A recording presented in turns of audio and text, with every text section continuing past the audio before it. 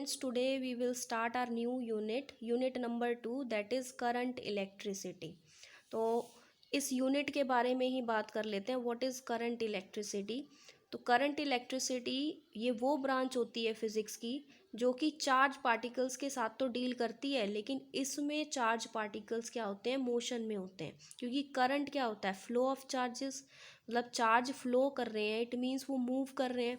तो वो ब्रांच जिसके अंदर हम चार्ज पार्टिकल्स को मोशन में लेके कंसीडर करेंगे. हमने पिछली जो यूनिट पढ़ी इलेक्ट्रोस्टैटिक, उसमें जितने भी डेरिवेशंस, जितने भी टॉपिक्स पढ़े, उसमें सभी में चार्ज किस में था, स्टैटिक पोजीशन में, रेस्ट पोजीशन में. But this unit is about when charge in it motion. तो first topic is current. What is basic introduction देखते हैं हम. करंट क्या होता है, the flow of charges, charge का फ्लो होना लेकिन एक पर्टिकुलर डायरेक्शन में. अगर किसी भी मेटल सरफेस के ऊपर या किसी भी कंडक्टर में चार्ज है लेकिन वो रेंडमली मूव कर रहा है, तब तो हम उसको नहीं कहेंगे कि वो करंट कॉन्स्टिट्यूट कर रहा है. अगर वही चार्ज एक पर्टिकुलर डायरेक्शन के अंदर फ्लो कर रहा है, उसी तभी हम बोलेंगे दैट कॉन्स्टिट्यूएंट करंट. लेकिन करंट की बात करें तो चार्जेस हमारे पास दो तरीके के होते हैं, एक पॉजिटिवली चार्ज, एक negatively charge particle. Positively charge particles को हम प्रोटॉन्स भी बोलते हैं और होल्स भी बोलते हैं, और नेगेटिव इलेक्ट्रॉन्स. तो जनरली करंट जो होता है वो due to negatively charge particle, that is electron. तो इलेक्ट्रॉन्स का फ्लो हो in a particular direction, that is called current. Current carriers क्या होते हैं, the charge particles whose flow in a particular direction. वो चार्ज पार्टिकल जो कि particular direction में फ्लो कर रहे हैं और साथ में इलेक्ट्रिक करंट को कॉन्स्टिट्यूट कर रहे हैं, वो हो गए करंट कैरियर्स.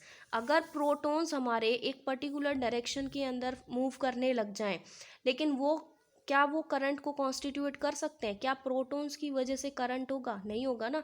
तो वो चार्ज पार्टिकल जिनकी वजह से करंट प्रोड्यूस हो, मतलब इलेक्ट्रॉन अगर एक पर्टिकुलर डायरेक्शन के अंदर फ्लो कर रहे हैं तो वो कॉन्स्टिट्यूएंट करेंगे इलेक्ट्रिक करंट, लेकिन प्रोटॉन अगर एक पर्टिकुलर डायरेक्शन में फ्लो कर रहे हैं तो वो इलेक्ट्रिक करंट को कॉन्स्टिट्यूएंट नहीं करेंगे. इट मीन्स जो करंट कैरियर्स हो गए वो हमारे क्या हो गए, इलेक्ट्रॉन्स. तो जो करंट को कॉन्स्टिट्यूएट करे that is called current carriers.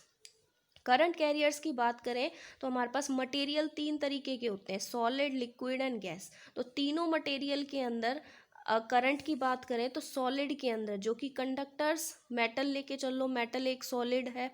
Metals के अंदर free electrons are the current carriers. Positive charge ions भी होते हैं उसके अंदर, लेकिन which are also present in the metal, लेकिन वो मूव नहीं करते. And then they are bound with crystal lattice. वो उस क्रिस्टल के साथ, वो उसके सरफेस के साथ क्या रहते हैं, बाउंड, वो मूव नहीं करते. इट मीन्स हम कह सकते हैं कि सॉलिड के अंदर जो करंट कैरियर्स होते हैं दैट आर इलेक्ट्रॉन्स.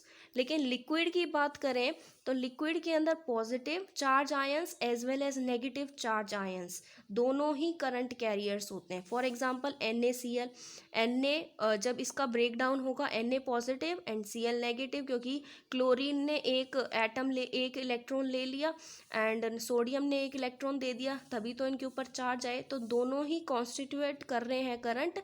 तो लिक्विड के अंदर हम कह सकते हैं कि बोथ दी आयंस, पॉजिटिव और negative, both are responsible. Electrolytic process आपने पढ़ा होगा, उसके अंदर कंप्लीट एक्सप्लेनेशन है केमिस्ट्री में कि हाउ कैसे लिक्विड के अंदर करंट कॉन्स्टिट्यूएंट होता है. तो करंट सॉलिड के अंदर इलेक्ट्रॉन्स कॉन्स्टिट्यूट करते हैं और लिक्विड के अंदर both positively charge ions as well as negatively charge ions.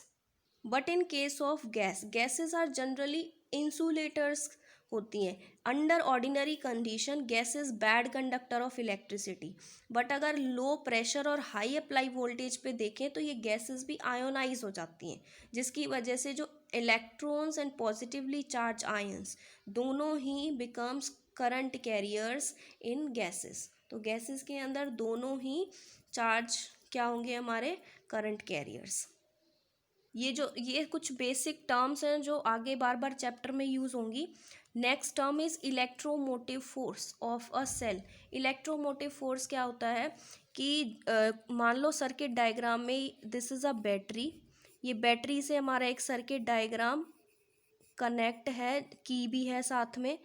तो ये वो फोर्स होता है जो इस बैटरी के potential, it is the maximum potential difference between the ends of the cell. मतलब इस बैटरी के जो एंड्स, इन बैटरी के जो सेल है उसके एंड्स पे जो इसके बीच में जो मैक्सिमम पोटेंशियल होगा, that is electromotive force. Electromotive force generally force नहीं होता, ये वर्क डन होता है। This is a work done, not force. नाम है इसका इलेक्ट्रोमोटिव फोर्स, लेकिन this is a work done. तो it is the maximum potential difference between the ends of the cell. Cell के एंड्स के इसके बीच में जितना मैक्सिमम पोटेंशियल होगा, दैट इज़ इलेक्ट्रोमोटिव फोर्स। लेकिन कब? जब हमारे पास की जो हो वो ओपन हो, की क्लोज्ड में नहीं, ओपन। सर्किट कैसा हो हमारे पास? ओपन। मतलब उस टाइम पे कोई भी करंट सर्किट के अंदर फ्लो नहीं कर रहा। तो उस बैटरी के बीच में, उसके बैटरी के दोनों एंड्स के बीच का जो पोटेंशियल डिफरेंस होगा, मैक्सिमम पोटेंशियल डिफरेंस होगा, that is called electromotive force. Electromotive force कोई फोर्स नहीं है, ये एक अमाउंट ऑफ वर्क डन है जो by the cell in moving a positive charge once around the closed circuit. तो इलेक्ट्रोमोटिव फोर्स को हम पोटेंशियल डिफरेंस बोल रहे हैं यहाँ पे, क्योंकि ये बैटरी के बीच का जो पोटेंशियल डिफरेंस होता है दैट इज़ इलेक्ट्रोमोटिव फोर्स। और पोटेंशियल क्या होता है? Work done per unit charge. और according to Gauss theorem, potential according to Gauss theorem, work done per unit charge is equals to, closed है ये सर्किट, कैसा है? क्लोज्ड। तो that is equals to close integral electric field dot product with surface element. And इसकी unit क्या होगी? पोटेंशियल क्या होता है? Volt. 1 volt is equals to 1 joule upon में 1 कूलम। तो it should be noted that EMF is not a force. ये कोई फोर्स नहीं है, but it is a amount of work done. ये एक अमाउंट ऑफ वर्क डन है।